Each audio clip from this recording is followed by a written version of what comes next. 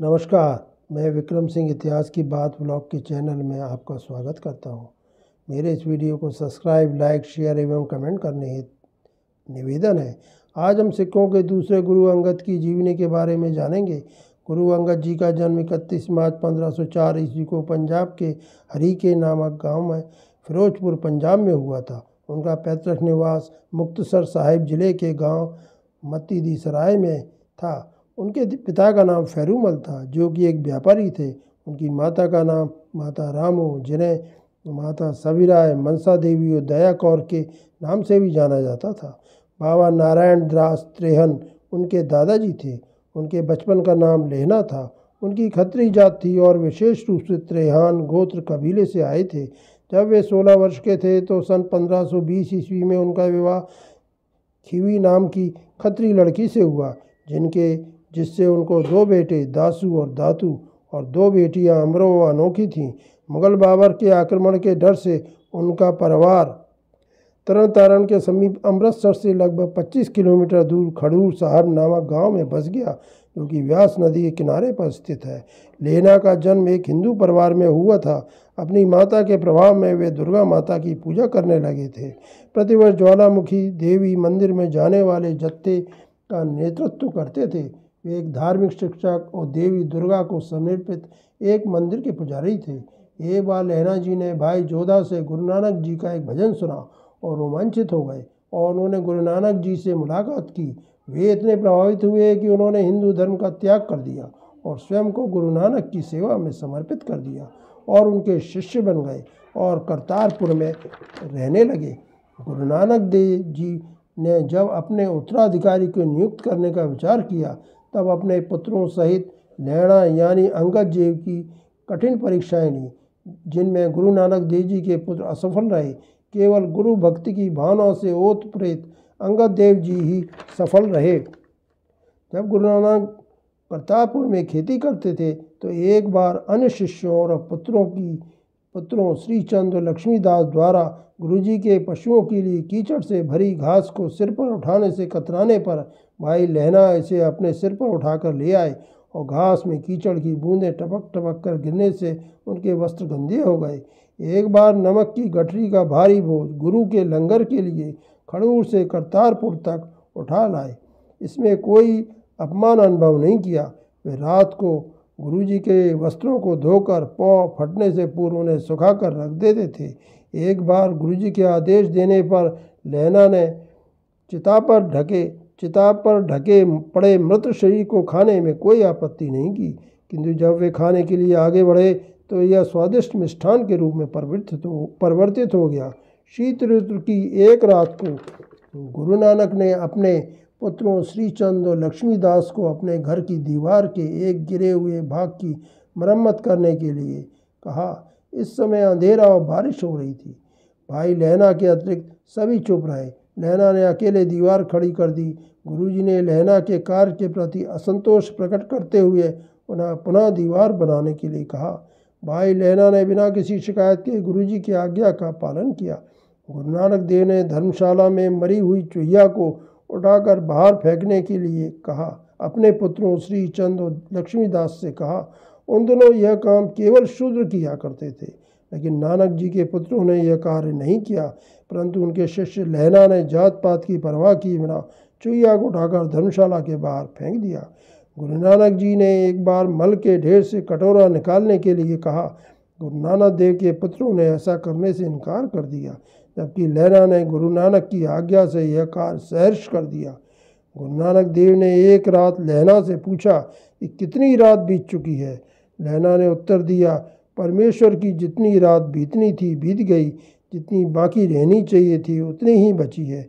इस उत्तर को सुनकर गुरु नानक देव समझ गए कि लहना की आध्यात्मिक अवस्था चरम सीमा पर पहुंच चुकी है। यह सुनकर गुरु नानक देव ने अपने शिष्य लहना को गले लगा लिया और लहना को अपनी गद्दी पर बैठाकर 5 पैसे तथा नारियल भेंट किए और भाई बुद्धा को कहा, यही मेरा उत्तराधिकारी है। गुरु के रूप में इसकी नियुक्ति के रूप में इसके माथे पर तिलक करो। इसके पश्चात गुरु नानक देव जी लोगों को अपने प्रतिरूप के अंगद की सेवा करने का आदेश दिया। गुरु नानक जी के पुत्र इस निर्णय से बहुत अप्रसन्न हुए, किंतु वे आत्मनिष्ठता के कारण इस उच्च पद के पात्र नहीं थे। गुरु अंगद देव अपनी आत्म बलिदान की भावना तथा कर्तव्यपरायणता के कारण इस उच्च पद के अधिकारी थे। गुरु नानक ने उन्हें खडूर लौटने का आदेश दिया। भाई गुरदास ने गुरु अंगद देव जी द्वारा उत्तराधिकार प्राप्ति का इस प्रकार वर्णन किया है। अंगद को वही तिलक मिला, सिर पर वही छत्र मिला और उसी सच्ची गद्दी पर बैठाया गया जो गुरु नानक की थी। गुरु नानक के हाथ की मुद्रा गुरु अंगद के हाथ में चली गई और उन्होंने अपनी स्वतंत्रता घोषित कर दी। वे करतारपुर से चले गए तथा उन्होंने खडूर में गुरु नानक देव जी के दीपक को प्रकाशित किया। गुरु अंगद को गद्दी देने के कुछ दिनों के पश्चात करतारपुर में 22 सितंबर 1539 ईस्वी को गुरु नानक देव जी ने यह संसार त्याग दिया। गुरु नानक जी की मृत्यु के बाद अंगद देव जी ने उनके विचारों को आगे बढ़ाया। विभिन्न संप्रदायों के योगियों संतों ने गुरु अंगद देव जी से मुलाकात की और उनके साथ सिख धर्म के बारे में विस्तृत चर्चा की। गुरु अंगद साहब ने गुरुमुखी लिपि के रूप में एक नई वर्णमाला पेश की जो पुरानी पंजाबी लिपि के पात्रों को संशोधित करती है। उन्होंने बच्चों को शिक्षित करने के लिए कई विद्यालय खुलवाए ताकि साक्षर लोगों की संख्या बढ़ सके। युवाओं के लिए उन्होंने माल अखाड़ा की शुरुआत की जिसमें युवा वर्ग अध्यात्म अभ्यास के साथ साथ शारीरिक अभ्यास भी कर सके। अंगद देव जी ने भाई बालाजी से गुरु नानक साहब जीवन के बारे में तथ्य एकत्रित किए और गुरु नानक साहब की पहली जीवनी लिखी। उन्होंने 63 श्लोक भी लिखे जिन्हें बाद में 5वें सिख गुरु द्वारा गुरु ग्रंथ साहब में शामिल किया। गुरु अंगद देव जी ने गुरु नानक देव जी द्वारा शुरू की गई लंगर की संस्था को लोकप्रिय बनाया और उसका विस्तार किया। गुरु अंगद देव जी ने सिख धर्म का प्रचार प्रसार करने के लिए गुरु नानक द्वारा स्थापित महत्वपूर्ण स्थानों और केंद्रों का दौरा किया। उन्होंने सैकड़ों धर्मशालाएं बनवाई, इस प्रकार सिख धर्म को मजबूत किया। गुरु अंगद जी ने संदेश दिया कि यह अहंकार की प्रकृति है। लोग अहंकार को अपने कार्यों को करते हैं। यह अहंकार का ही बंधन है जो समय समय पर लोगों को पीड़ित करता है। इसलिए अपने दम को ख़त्म करें और फिर से मानवता की ओर बढ़ें। गुरु अंगद देव जी की शारीरिक दक्षता में बेहद दिलचस्पी थी और वे अक्सर अपने भक्तों को सुबह उठकर प्रार्थना करने के लिए खेलों में शामिल होने के लिए प्रोत्साहित करते थे। गुरुजी ने लोगों को स्वस्थ जीवन जीने के लिए प्रेरित किया। उन्होंने सभी लोगों को शारीरिक प्रतियोगिता में भाग लेने के लिए, कुश्ती मुकाबलों, माल अखाड़ा में शामिल होने के लिए प्रोत्साहित किया। उनके द्वारा शुरू किए गए इन कदमों ने जाति और पंथ के भेद के बिना एक आध्यात्मिक, शिक्षित व स्वस्थ सिख समुदाय की नींव रखी। गुरु अंगद देव जी द्वारा दिए गए उपदेश समानता। गुरु अंगद जी एक जाति विहीन एवं वर्ग विहीन समाज के लिए खड़े थे जिसमें सब समान हो, जिसमें कोई भी एक दूसरे से श्रेष्ठ न समझा जावे, ना ही किसी में किसी प्रकार का लालच हो। मानव समानता को बढ़ावा देने के लिए गुरु अंगद जी ने एक सामुदायिक रसोई घर की स्थापना की जहाँ किसी भी जात तथा स्थिति की परवाह किए बिना सभी लोग एक साथ बैठें और भोजन ग्रहण करें। उन्होंने एक पवित्र मंडलीय संगत की स्थापना की जहाँ विभिन्न मान्यताओं और भिन्न सामाजिक स्थिति के लोग एक साथ बैठकर गुरु के भजन गाते हों और एक महान जीवन जीने के लिए प्रेरित होते हों। गुरु अंगद देव जी ने ईश्वर की भक्ति और प्रेम तथा आपस में एकता पर बल दिया। जीवन का उद्देश्य ईश्वर की तलाश करना है और उसके लिए प्रयास करना और एकजुट होना है। वह गुणी व्यक्ति जो लालच के रास्ते पर नहीं चलता और जो सत्य का पालन करता है उसे स्वयं ईश्वर द्वारा स्वीकार और गले लगाया जाता है।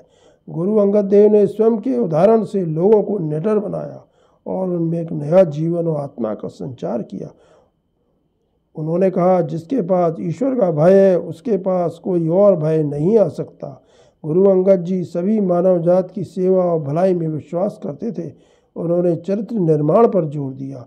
गुरु अंगद देव जी का निधन 29 मार्च 1552 ईस्वी को 48 वर्ष की उम्र में हुआ था। उन्होंने गुरु अमरदास को अपनी मृत्यु से पहले अपना उत्तराधिकारी घोषित कर दिया। उन्होंने गुरु नानक देव जी से प्राप्त सभी पवित्र लिपियों को गुरु अमरदास को भेंट की थी।